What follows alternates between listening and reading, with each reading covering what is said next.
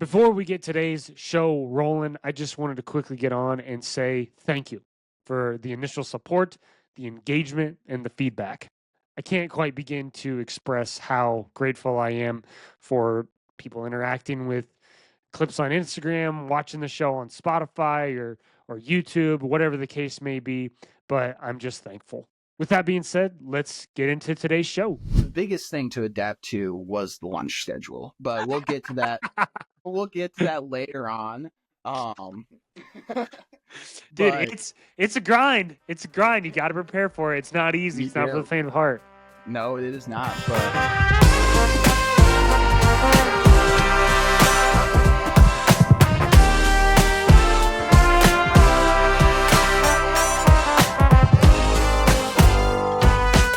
On today's episode of the Left Hash Call, we have Coach Parker Kizer.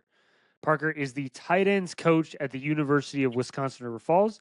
He's also an Alaska native who found his way to the American Rivers Conference playing at Luther College. And he is one of my great friends. Welcome to the show, Parker Kizer. What's up, man? what's up? Thanks for having me on. Yeah, absolutely. It's Oh my God. If you right look off the down- rip. Let's go. yeah, right off the rip, the dog is already making an appearance. No problem. Yeah, We can no, she's gonna be giving me trouble, we but can certainly that's interview the dog as well. okay. Just excited to talk some football, talk to a friend, Yeah. and kind of dive into some of this stuff. What's going on right now with you guys? I'm assuming kind of getting ramped up for spring ball, kind of recruiting dying down maybe just a little bit. Just what's been new with you guys lately, and you specifically? This is our last week of classes right now going on, and then we're going to hit spring break. So, it's kind of dying down. Guys are starting to get into, PRing, going to their max squats this last week. So that's been exciting, a lot of energy in the weight room. And then, yeah, we're just kind of getting ready for spring ball after that, because once spring break is over, we jump right into it. So that's been a big thing for us this last couple of weeks. And then, since you've been around, we got that MegaCamp during the summer and everything. So it kind of been, starting to get that going and everything. We'll certainly dive into mega camp stuff and chat a little bit about that. How have you seen this spring ball being different from, because that first year you were at River Falls was your that first spring you were there was your first year. How have you kind of seen how you approach it differently? How have you seen the staff approach it differently as an offense and as a team?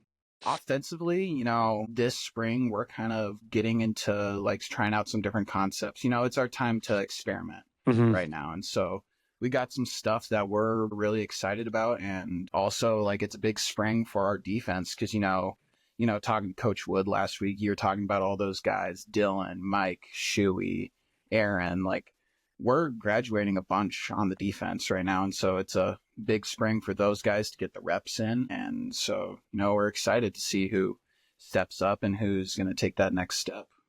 Yeah, we talked a lot about, the iron sharpens iron. And the one quote that he had that I really liked was, if it's not broke, break it. Just the ability to have that mindset that if it's not broke, you better break it because then somebody else is going to try to. And what better way to do it against prolific offense that really isn't losing a ton of production. Now it is, of course, every year you lose good seniors. Yeah. But you bring back Caleb, you bring back the quarterback, you bring back four of them essentially that all played, which is honestly insane. But what better way to test those DBs and those new, you're playing with a new five essentially now, or really, at least four of the five are brand new. So let's dive into your story a little bit, and then I'm sure we'll get into some more spring ball stuff in a little bit. But I want to talk about what it was like. You might have an answer like, oh, it's just like any other day, but playing football in Alaska to me is kind of mind blowing because the weather is interesting, the the time of day is interesting at times because if you're in the middle of the winter in Alaska, you get like not much sunlight, right? I mean, almost none essentially. But then in the summer, I remember talking to you about one year you were out on the boat on a lake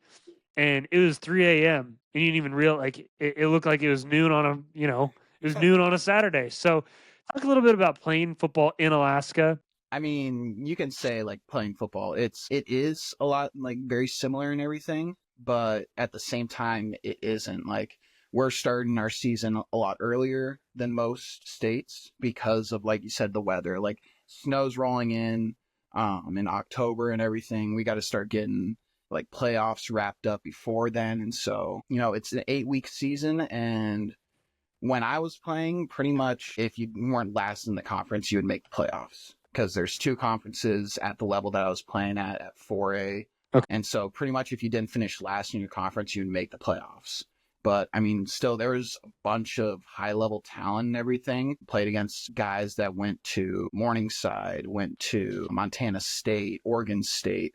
Still some high level athletes up there. And so I think it's an area that is kind of under recruited because it's difficult to get up there and it's expensive, and you're not gonna fly up there just to pop into some schools or anything like you would, like how the recruiting process is down here in the States, like where you can just drive over and meet a recruit in the school and everything, which is a big part of recruiting. And so it's tough for those athletes to get seen. So how did you get recruited? Because like you said, it's hard for coaches to get up there. So I'm assuming that you had to do a lot of the work, getting your name out there, getting your name in front of coaches, getting your film in front of coaches, because I'm assuming that you probably didn't have very many coaches come visit you in school.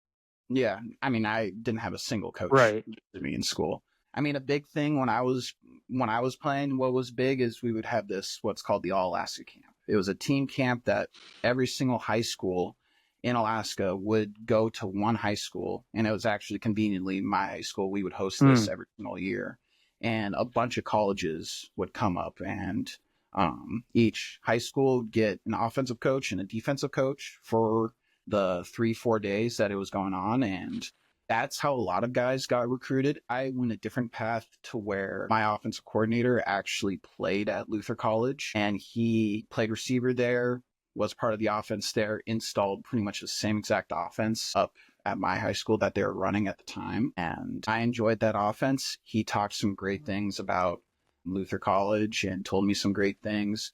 My head basketball coach was also just a general student at Luther College. So I got to see the athletics side and, the general student side from 2 coaches that I looked up to. And I took a couple of visits down to Iowa, and I had one other school that was looking at me, Linfield in Oregon, but I kind of want to do something a little different. My brother went to college in Oregon, and so I was like, you know what, let's go to Iowa. let's go out there, which not a lot of people will say, hey, let's go to Iowa. Yeah, absolutely. No, what kind of ultimately led to deciding, yeah, Luther's for me? Yeah, what really like made me decide, oh, Luther is for me is that, I wanted that small town feel and everything. I was from a small town in Alaska and everything, and I kind of wanted that same feeling to go with. I'm a small town guy. I don't really like not really a big city type of person. We weren't the greatest, but I met a bunch of great guys and everything, and it was still an experience for me to go and play college football. And I got a degree out of it, and I was happy, and it was able to lead me to what I wanted to end up actually doing, which was coaching. I got an opportunity there my 5th year. I dealt with some injuries my first 4 years, and had COVID happen my junior year, and I was like, okay, I'm going to come back for my 5th year for sure. And then my senior year, I got another concussion, and I was like, okay, I can't risk getting another concussion or anything. I had a really tough and difficult conversation with myself and being like, yeah, I'm going to miss it, but I always knew I wanted to coach, and I got the opportunity to coach with that staff there. And yeah, that was going to be my next question. Was coaching always in the cards for you? Did you always know you wanted to coach? Probably in middle school. Okay, so it's been a while. You've been thinking about okay. It's been a long time. And what really led me to doing that is that my dad actually was a high school coach my whole entire life. And, just being around football, I was the little kid on the field snapping to the quarterbacks during 7-on-7. And, I just loved being around football. I love the game of football. It's the best game ever created. And I knew I wanted to be around it like my whole entire life. I knew I couldn't just satisfy that itch of watching it on TV every Saturday or Sunday. I knew I needed to be in the thick of it. You get hired at River Falls. What was that process like, and how'd you ultimately get hired up there? I mean, I was really lucky. So finished my semester, my fifth year at Luther College, finished that up, move up to Bloomington with my girlfriend, and we're living in her parents' basement, I would say. And I'm just kind of sitting around, and I'm just like, what am I going to do? Like, how do I get on to a college football coaching staff? Like, I'm looking around trying to see if there's like applications I could fill out or anything. And I already knew that's like one way you could go, but then at the other time it's about people and everything. And luckily my coach that I worked for at Luther, he texted me one day and he's like, hey, I know this staff at River Falls. They're a great group of guys and everything. And like, are you interested in working there? And I was, of course, like, yes, I jumped on top of it. Walks his number. He texts me. He's like, hey, you want to come by and meet one day? And I was like, yeah, for sure. Like 100%. Drove over there and, that was it. He offered me the tight ends spot and everything. And I just dove in 100%. Yeah. One thing that Coach Wood and I talked about is that the Coach Walker you get on your first recruiting visit or your interview or whatever it is the Coach Walker that you're going to get 3 years down the line. Oh, 100%. You like from when I was sitting down with him in that meeting in his office, like him telling me about, River Falls and everything and laying out the job to now 2 years, almost 3 years later, like still working in the office, like hasn't changed one bit. What was your first impression of Coach Walker? I just he just seemed like a genuine person to me. He's not gonna like blow smoke up. Like, can I cuss? Oh, of course. Okay. Like, he's not gonna blow smoke up your ass and like start selling you like a bunch of these things. Like, he's gonna be a true, honest person to you and like break it down the way it is. When I was playing for him, I mean, it was me and Caleb and another kid.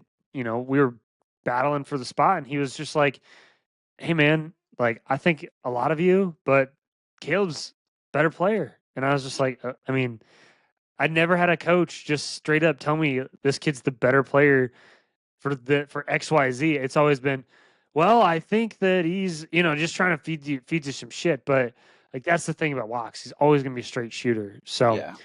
You played quarterback in college, and you also played some running back as well. You'd been a quarterback, been a skill player. What was the transition like to then coaching tight ends? Because it really is kind of a different ball game when it comes to having to know so much information. I remember there was some on Coach Matheson's board about, it might actually still be up there, but it was basically how many individual things each position had to know. And it was like O-line had to know like 12 things. And then receiver was like 30 things. Quarterback's obviously a little bit different, but tight ends, it was like 53 things. It was the most by far. And it's because you're tied into the run game, you're tied into the pass game, and you have to be on your shit every single play. What was it like transitioning to learning tight ends? Yeah, I mean, it was difficult at first. Like, being a quarterback and a running back, like I knew like aiming points and everything, and I knew how to talk like pass game and stuff, but the biggest like thing for me was talking run game and like blocking fits and all these different things. That was something that was new to me, and just being able to take that first spring and season and being able to learn from the O-line coach and learn more from Coach Matheson, even, who I believe he's also coached tight ends before. And so just leaning on those two like helped me a lot in that, to develop myself in that way. And I love that I was like pushed to go coach tight ends. Like, I loved being able to be challenged in that moment and not being like, okay, here, you were a college quarterback. We're going to give you the quarterbacks and let you roll with it because it'll be easy. Yeah. The challenge of learning something new intrigued me. Yeah, I felt the same way coaching receivers my last year. And the thing that's interesting about that is playing quarterback, you kind of always you're like, hey, you should have run it at this depth. It was, supposed to be here. But when it comes to technique, and this is what I kind of want to ask you about, how if you haven't played it, sometimes it's just difficult to explain. Sometimes you have to say, I don't know. Sometimes you have to say, let me get back to you on that. How's your approach to that? I mean, I'm not gonna try to come up with some like BS answer out of my ass. Like I'm not gonna, because that's not gonna help anyone on the Right. team.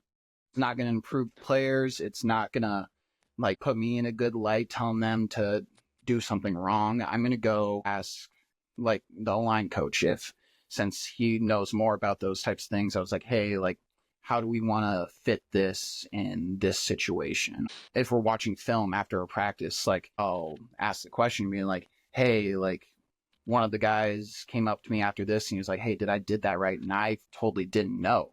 And I'll get back to him the next day in our individual meetings and tell him, like, once I get that relay from the line coach, me like, no, this is how it actually should be done.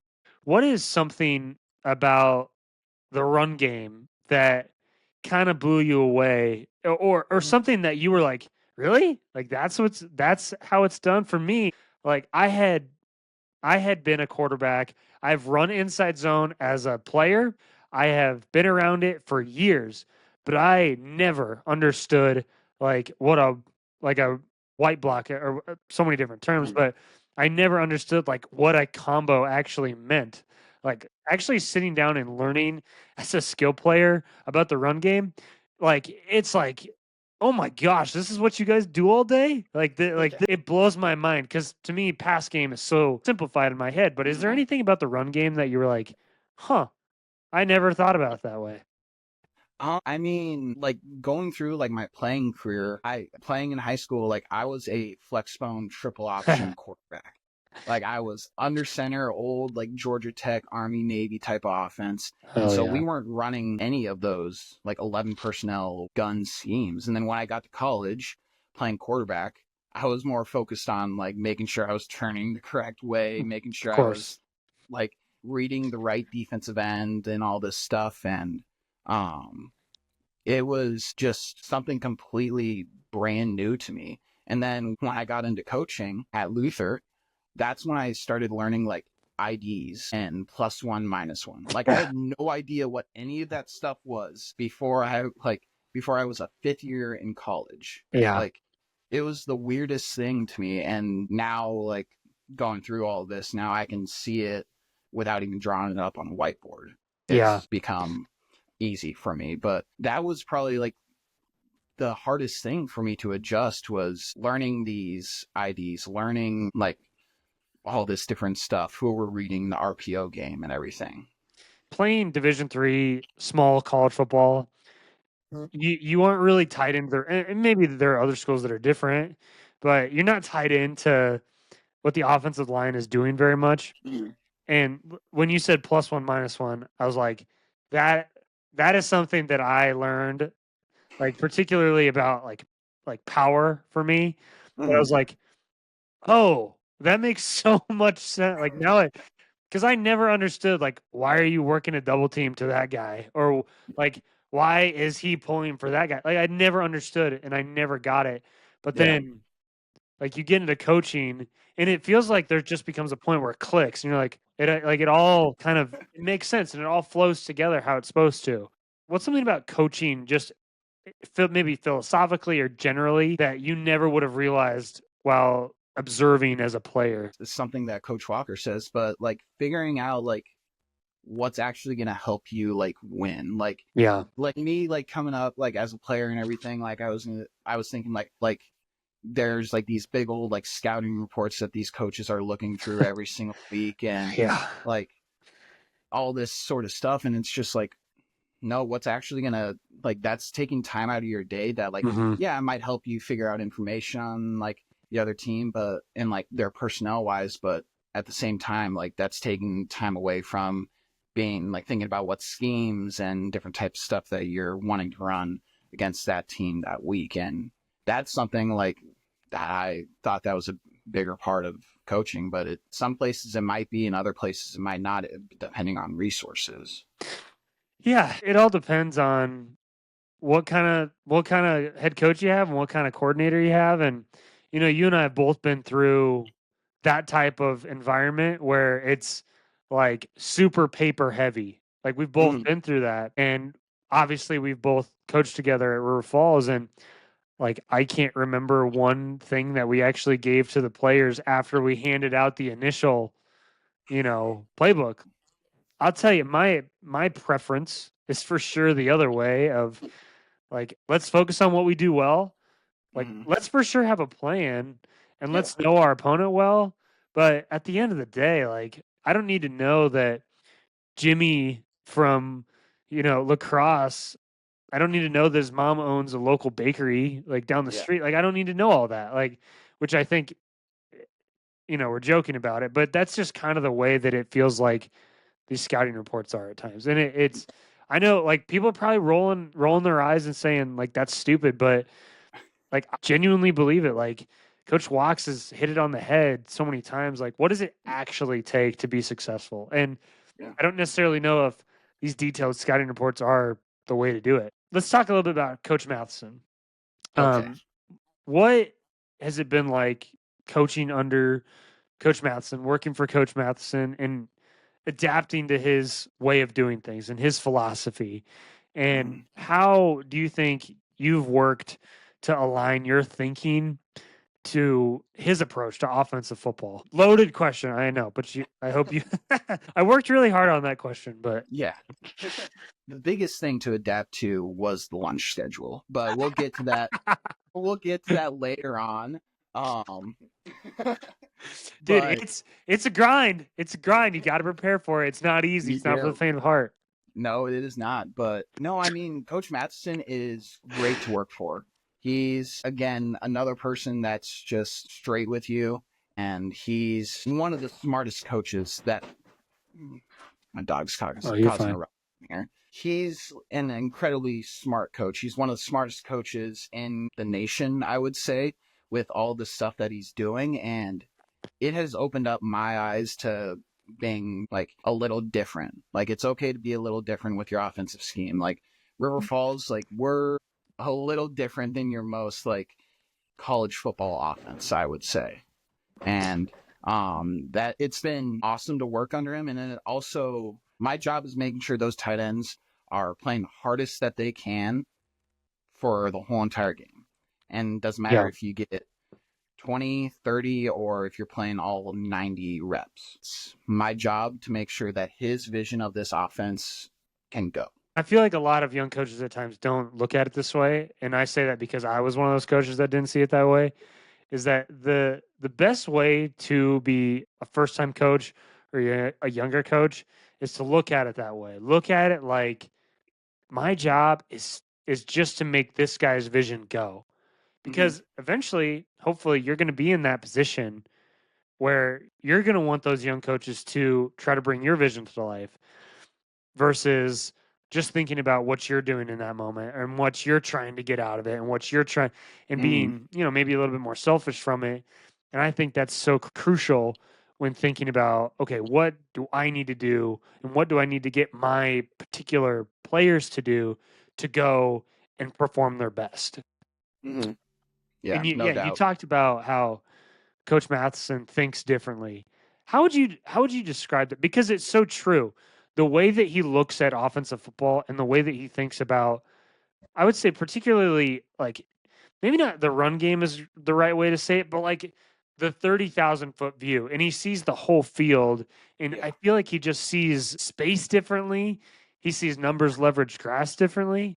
He just sees it in a different way. How would you describe that? You kind of hit the like nail on the head. Like he just sees everything in a different light, Yeah. and he knows like where fitters are going to be coming from and where we can attack the space in the RPO game just based on every different run scheme and everything. Being able to find like the correct RPO for this situation, or, you know, getting into our weird stack formations and everything and getting into empty and running the quarterback, like that sort of thing is something that I wouldn't have ever thought about.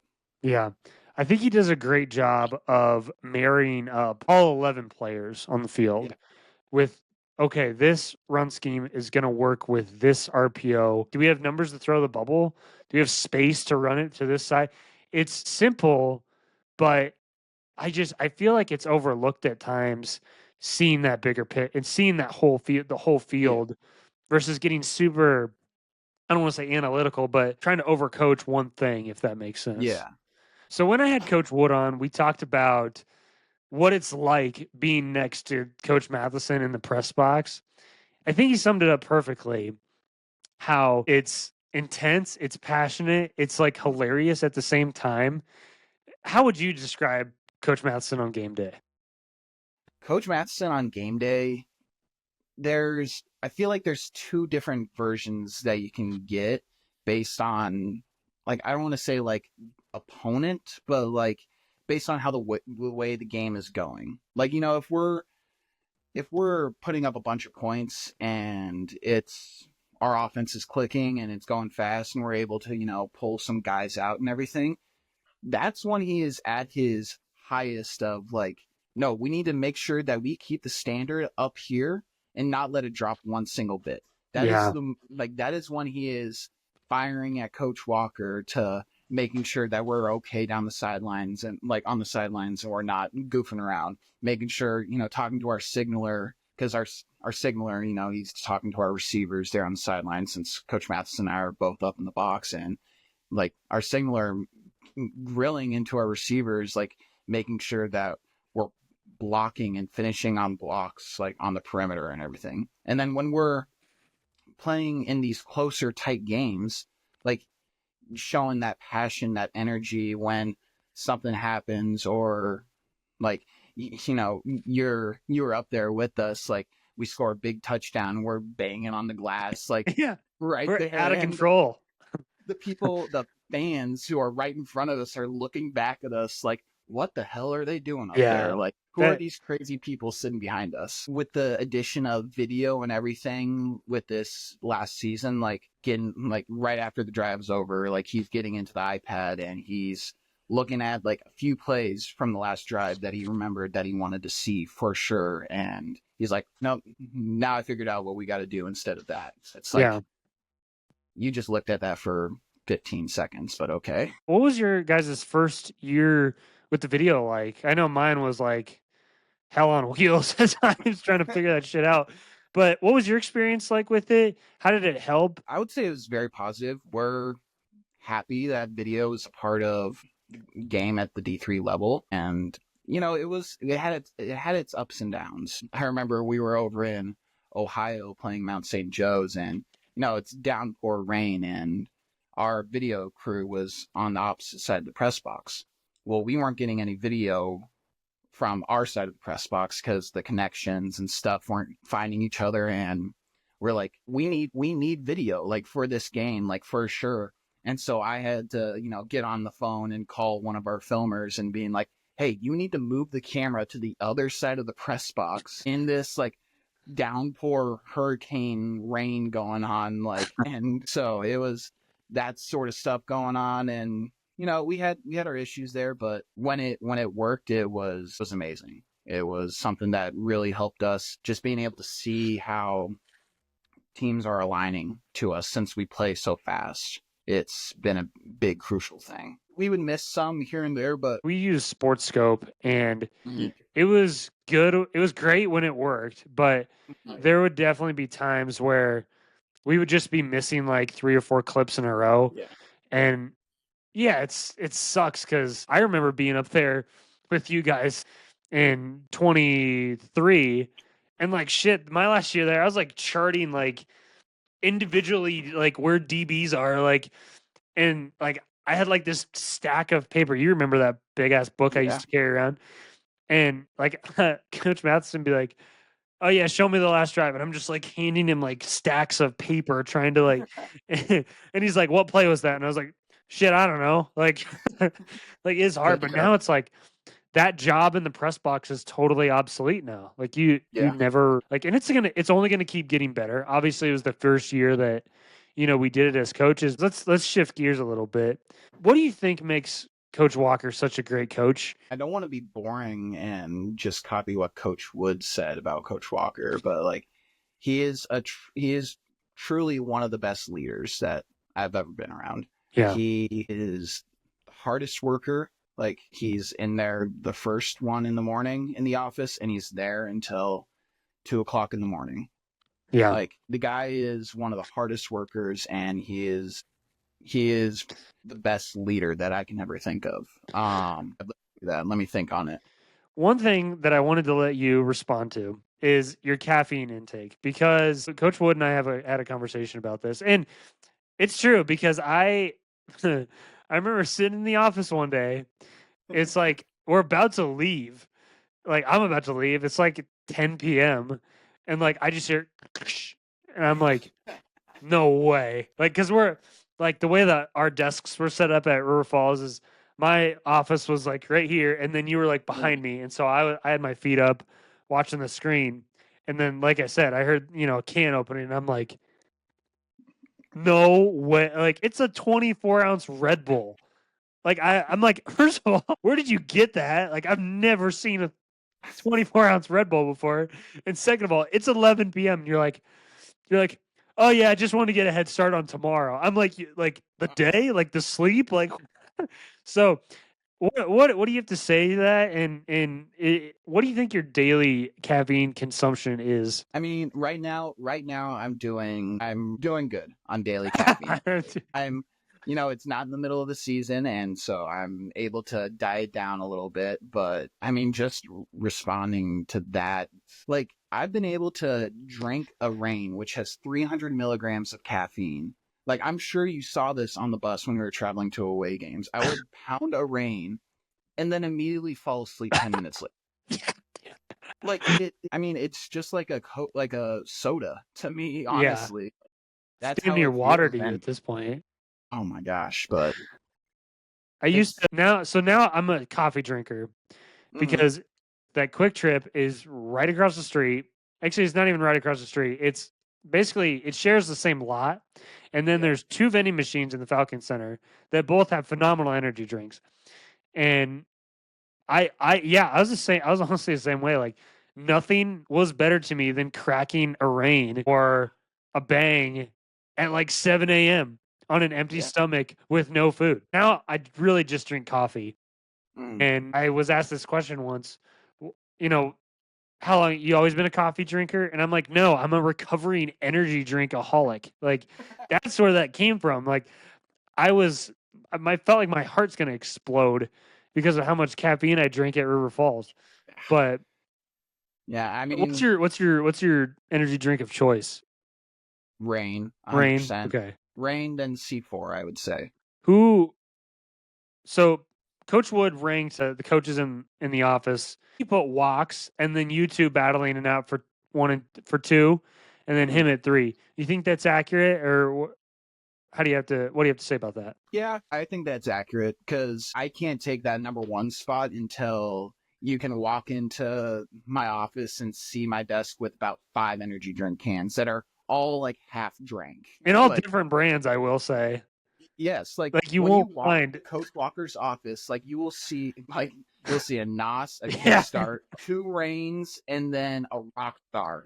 yeah. Like, yeah, like so I for sure agree with Coach Wood. Like I can't take that one spot, but I would say I'm probably at number two, and then Coach Matheson and Coach Wood are battling it out for third. Okay, okay. This is okay. I Now we have think some Matheson, controversy. This is good. I I think Matheson edges him a little bit just to get in that third place spot, and then it's Wood.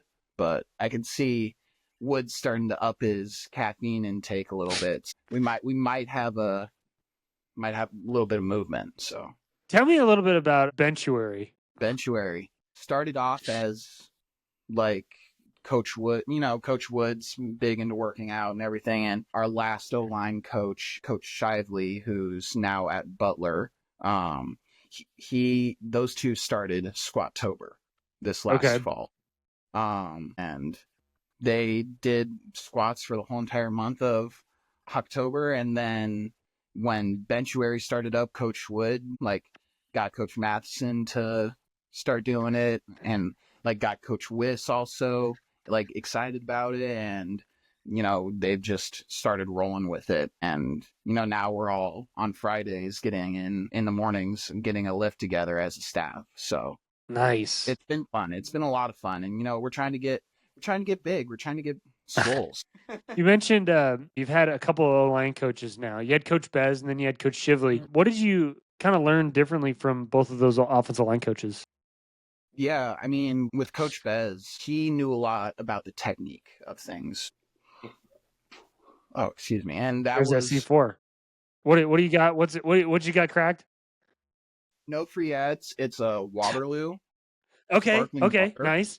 So, we're only had the one rain today. One rain. Oh, geez.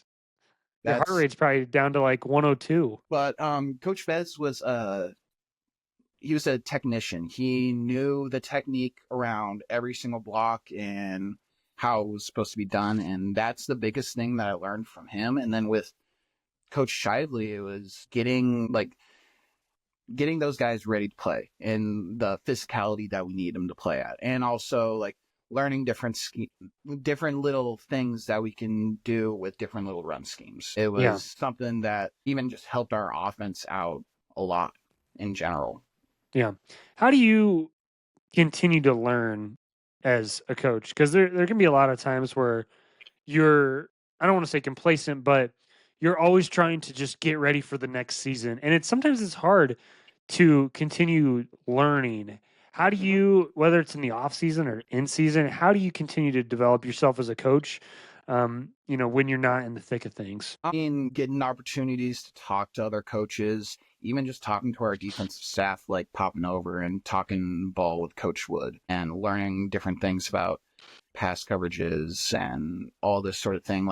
I was talking to him about Top Hat today and learning stuff against the stack, for our stack formation stuff. So that's been my big thing. Is what I'm actually going to start doing now is learning how different ways that defenses can guard against a stack. Yeah.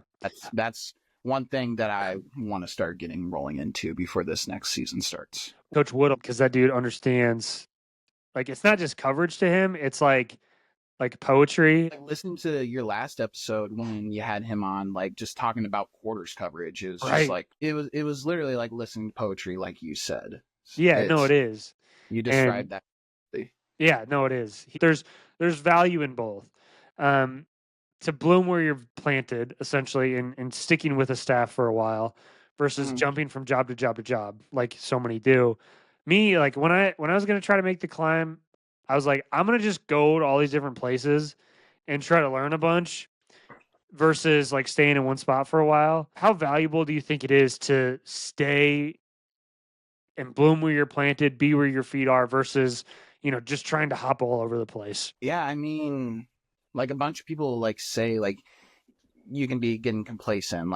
There can be other jobs you can start making the climb and everything. And with just being able to take the breath and just sit where you're at for a second, try to learn as much as you can. And you don't know what opportunities could come up if, you're staying at a place for 2-3 years and then something happens to, you start looking into the job market after that. And now you've been with this staff for all these years and you can sit down with the head coach and being like, hey, I'm really interested in this opportunity over here. Do you know anyone there? And just being able to build that relationship with that head coach. And then, if you do decide to want to move on to somewhere else, they've probably got a bunch of other connections that can get a young coach into the door. Being able to settle down in an area, I think, is big. So you're not every single year you're moving and you're getting into a new place and you're having to pack up your whole entire life and then move it, and then you're done with there after 1 year, then you're going to go to another spot. It can definitely be a bigger stress on yourself. Yeah. I feel like a lot of young coaches, including myself when I was going through that, get so obsessed about like football scoop. You start checking it all the time and you're like, oh, that I can move there, or that'd be cool. Or but I think like the younger coaches that might be, young coaches, we're young, but coaches first getting into it and thinking about jobs, I think the best way to approach it is like don't be overly concerned with like the job markets. Don't be overly concerned with the football scoop, because like the best jobs that you're going to get are going to come because you worked your ass off at a place and your current head coach recommended you to one of his buddies. If you are straight up with your head coach, like more often than not, he's going to try to like have your best interest, and if you tell him like, hey, I want to be, a Division 1 coach eventually, like I want to be a D1 GA or whatever the case is, like I would suggest you just talk to him about that and say, hey, this is where I want to go. This is what I want to be. And what do you think my best option is? And I had those exact same conversations with Coach Walker, and I told him my goals, and like he gave me great advice. Just like having that conversation with your head coach, who really ends up being like your biggest advocate for those jobs. You know what I mean? Yeah. When a job opens up, like say you lose a O-line coach or an OC, like the first person you're going to be calling as a head coach is like the other people that you know, being Yeah. like, hey, like, do you have anyone that like you would recommend for this position or stuff like that? That's the first phone call that's going out to like once those jobs open up. What kind of approach do you take to recruiting? And then also just talk a little bit about MegaCamp, what it is, and just kind of give the listeners a kind of a sneak peek as to what they can expect this year. Yeah. So my big thing with recruiting, I'm recruiting a lot of out of state areas. So, we have our area in Arizona as a staff that we have, and then also I'm looking at kids from Illinois, Iowa, North and South Dakotas. I actually did just get a recruit from Alaska this last year. Nice. But got a little connection there. One of the 3 schools out there, right? Yeah. Right. But really just a big thing with those guys is trying to get them on campus, trying to be able to see our facilities and see how lucky we are with what we have. And that's the biggest thing and the toughest thing with those guys. A lot of the time it's a day trip that they have to go make, or they have to drive in one night, get in the hotel, and then stop in the next day for their recruiting visit. But also being able to have the experience of being a athlete from out of state or out of region, being able to speak to those guys on how like being far away from home is. That's been a big thing for me, and talking with those guys about it. MegaCamp is a big combine, I would say. It's not a camp to where you're going to go develop your skills. This is a camp for you to get evaluated by college coaches, because last year we had over 50 staffs there from different schools. But it's a chance for you to get evaluated by college coaches, and it's an opportunity just to get in front of them, get your name in front of them. And it started off the first year we had it shocked us. Like we had a bunch of people sign up for it, and you were there for that. And we had a bunch of coaches come in. We had the Badgers there, we had the Gophers, and then this last year it exploded. It doubled even more, to where we had, like I said, over 50 staffs joining this camp. We have over 800 offers going out to campers. We have over 1,000 kids at camp. And so now we've been taking this feedback from what different staffs that we talk to want to know or want to see. And a big one has been, we need to get the offensive and defensive line into pads. And that's been a big thing. That's one thing that we're doing for this year. We're putting O and D line into pads, and we're sessioning everything out. So we're going to go O-line D-line first, and then we'll do specialists in between to where every single college coach will be able to see all the specialists, and then we'll do the skill guys afterwards. And it's been awesome. We're getting a bunch of scholarship schools onto campus, and it's been a great way just to show off our facility. I think with sessioning out the camp this year, it's going to get coaches' eyes on a lot more kids because, Yeah.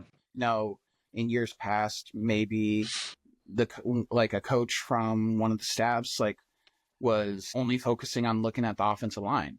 Yeah. Well, now this coach can also look at the offensive line and be able to see all these specialists in this other session and see all the skill guys in the afternoon. These coaches are going to be able to bounce around more and be able to see more athletes. So I think it's going to be beneficial for the camp itself and for the athletes. It's becoming one of the biggest events as far as camps in the entire Midwest. We've both coached in the American Rivers Conference and also the WIAC. How have you seen a difference in coaching in both conferences? You're smiling already because I already know it's true. But how have you seen coaching in each conference? Like, what do you see as the main differences? Honestly, my first introduction to the WIAC was as a player. Right. So my freshman year, very first game, we played lacrosse at Luther, and we got our ass kicked. I knew they were a very good team, and so I was like, okay, like that's a pretty good team from the WIAC. Well, 4 years later, when I'm a senior, we travel up to Eau Claire. And, as a player, you're going to look at the team's record from the past year and everything. And, you say you don't, but you're going to look at it and you're going to draw your own opinion. But, I was looking at it and I was like, oh, I think they went like 1-9 or something. It was just like, okay, like we can probably just it's even funny. It's like funny think about saying it this now. Like we can probably compete with them. Like maybe we might have a chance and everything. Well, we go out there and get 70 dropped on us. And I was just like, wow. Yeah. Like if that's a team that's on the lower end of this conference, that this conference is pretty high level. Mm-hmm. And then being able to coach in it, like I love the competitiveness that it brings. Like we saw even last year, like any team can beat anyone on any given day. Like there's a handful of teams that could win the national championship in that conference. Yeah. Like it's great. And I love coaching in it because I just love the competition. And, being able to say like you're coaching or even playing in the best league in Division III, it's pretty fun. Yeah, no, it is. You better bring it every week or else you're going to get exposed real fast. My welcome to the WIAC moment was very similar. My senior year at Simpson, we played Stevens Point. We got pounded. Like they were more physical than us. They were bigger than us. They were faster than us. And I remember we got, I think it was like 35-14, I think final score. But I remember after that game, I said, that team is going to be like, they're a good football team. Like that's a very good team. Mm-hmm. And at the end of the year, I was like, oh, I wonder what happened to Stevens Point. They lost every game in the WIAC, in case you're curious. And I'm like, what in the world is up with this conference? And then, of course, I ended up transferring to River Falls that next year and like going to our first game in Elmhurst. And being at Simpson those last couple of years were really rough. And like that first game, like I'm playing after the second quarter. Like I'm the backup. And I'm like, what the I get used to this. Like I threw 2 tutties in the game. Like I was like, I'm on top of the world. Like I played the whole game. And then you get into league play, and then it's like you better be on it. I mean, it is a gauntlet like of a conference schedule every single year. Like you look at it this last year, we had 5 teams ranked inside the top 25. What other conference can say that they have that? What do you think makes River Falls such a special place? I mean, it's just the community around it. Like it's 100% like a college town and everything, and the community supports the college in all aspects, whether that's athletics with, our field being completely circled, like with people just standing up by the fence watching our game, or Yeah. packing Page Arena when we're going on a run with our men's basketball team last year, or our women's hockey team, like Yeah. with how well they are, like how well they play, and at the high level that they play at, like packing the hockey rink. Like it's a great town. It's beautiful. And also like you get Minneapolis right there, Right. like 30 minutes away. Like you don't even have to, like me myself, I don't even live in River Falls. I commute every single day just because it's easier for my family and my Yeah. girlfriend for commuting for her job. But like we're right over in St. Paul. Like it's just right across the bridge and everything. And you wouldn't expect this beautiful town to be hidden right off like across the bridge from on 94, but it's Yeah. right there. And you know, you take a little 30-minute drive away and you're in this beautiful town that loves the college and loves the athletics, and it's been amazing. Yeah. I remember my first visit with Coach Walks. Like I remember driving down Main Street. I think it was Johnny's probably. Yeah. And he was like, if you walk into that bar on any given, night in this town, there's gonna be the town drunk, the mayor, and a priest all just sitting down, hanging out. Like it's so true. Let's get into some segments here. And this first one I call the left hash draft. And essentially we're gonna take turns drafting, things pertaining to a specific topic. And so we'll do 4 rounds, snake draft, of course. Okay. And we're gonna do run schemes. Okay. And this will be as open ended as you want to take it. Okay. What do you want, the snake or do you want the first pick? I'll take the snake. Take the snake. Okay. Well, my first pick, I'm going to take counter. You bastard. Quarterback pin and pull lead. Oh, goodness sakes, you mother. Okay. All right. All right. All right. Yeah, that's a good one. That you also have the third pick. Okay. Is this my pick right now? Yeah. Yeah. You get the third pick. Okay. And then I'm going to go inside zone. Okay. I'm just going to take A gap power. Okay. Okay. And then for the fifth pick, I'm going to take torn between two. I'm going to take QB inside zone to the tight end. Okay. So then I get 2 now? Now you get 2. Yep. Your last 2. I'm going to go quarterback outside zone. In all these scenarios, do we have Caleb Blaha playing quarterback for us too? Is that how this works? Okay. That's what I'm envisioning right now. And then my last one, I'm going to do a counter variation. Okay. That's fine. I probably should have done that too. I'm going to do quarterback counter with the tight end off the ball on the front side, but he's still the second puller. So he's doing that. Oh, yeah. I got you. Yeah. That's fine. Yeah, that's nice. I'm gonna go with tush push. Oh, okay. Little controversial, but I'm gonna go with tush push. Just quick. I want to get your thoughts on it. Should it be banned from the NFL? Of course not. Okay. Of course not. Because here's my thing: is because other teams have tried it. Other teams try to do it, and other teams fail miserably. Like we saw it in the AFC Championship game.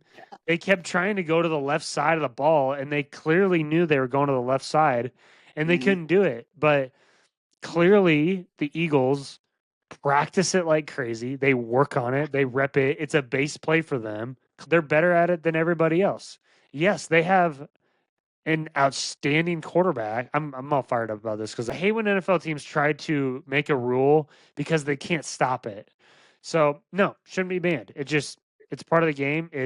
How are you going to determine it? I still think even if you were doing a quarterback sneak, like if the Eagles were doing the quarterback sneak without somebody pushing them, I still think they're getting it because of how the O linemen play it.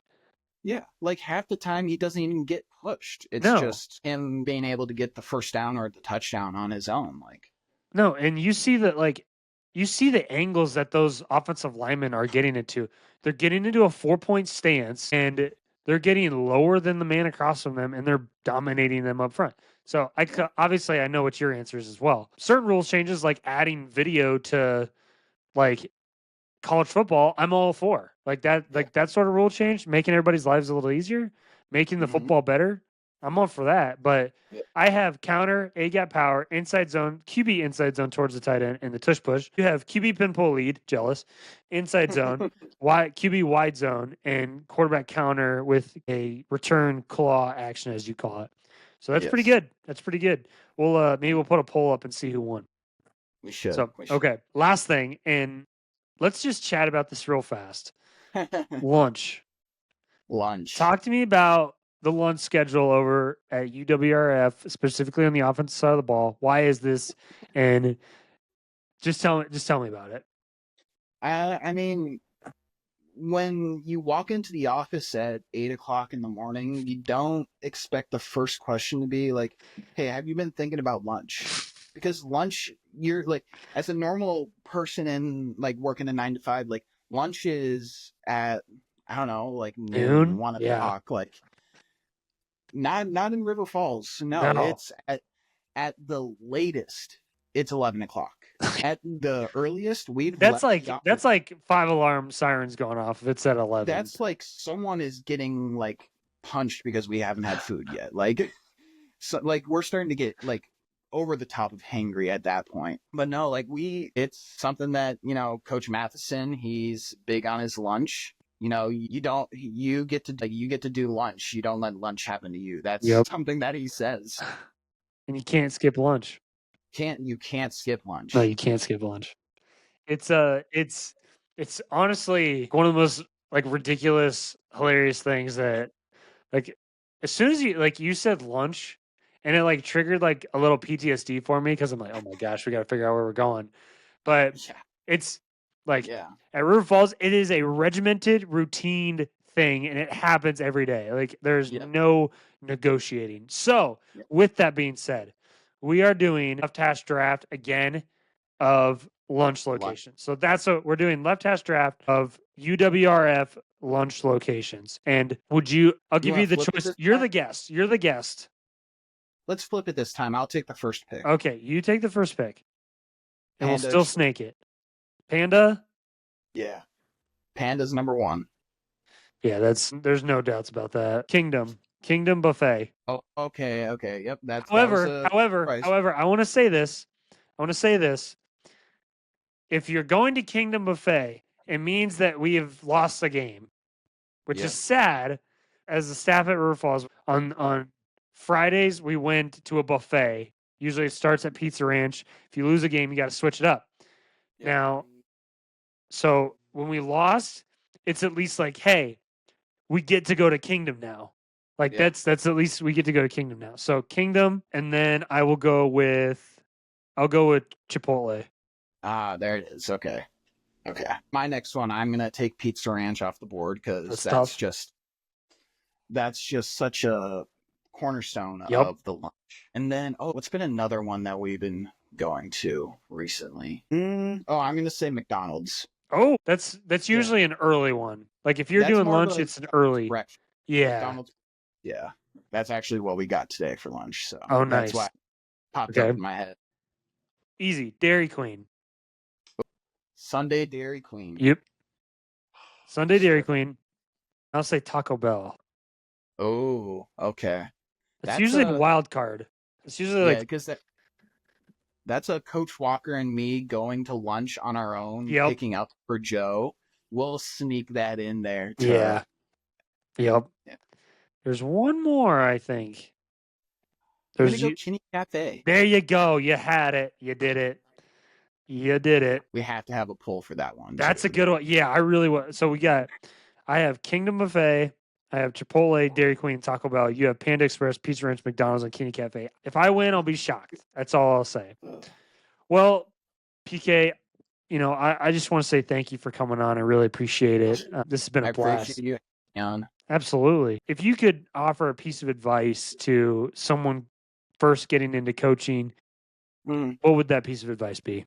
Like, be the hardest working coach that you can be. Like, if someone gives you an assignment, do it to your 100%. Like, that's got to be the biggest thing, because hard work will open up, from a young coach, will open up the eyes of the more senior coaches on your staff, because I believe that's one way how I got from Luther to River Falls, is that I wasn't going to be outworked by anyone. And the older coaches saw that when, like, they had me setting up the field for practice, like, or doing all the film stuff. Like, it would be done. It would be done the way that they asked for it, and when they want it. Like, you just got to be that hardworking, kind of, as Coach Walker says, you got to stay in the mud before you work the clouds. I love it. That's one of my favorite sayings. Yeah. Again, can't thank you enough. Really appreciate it. Anything else you want to leave the people with before we get out of here? Just go Falcons. Go Falcons. Appreciate you, brother. Yep. Peace. Thank you for listening to the Left Hash Call. For more episodes, you can go to Spotify, YouTube, or Apple Podcasts. And be sure to follow us on Instagram, TikTok, or Twitter, and even Facebook if you're into that. And I would really appreciate you subscribing, following, or just continue to listen. We'll see you next time. Peace.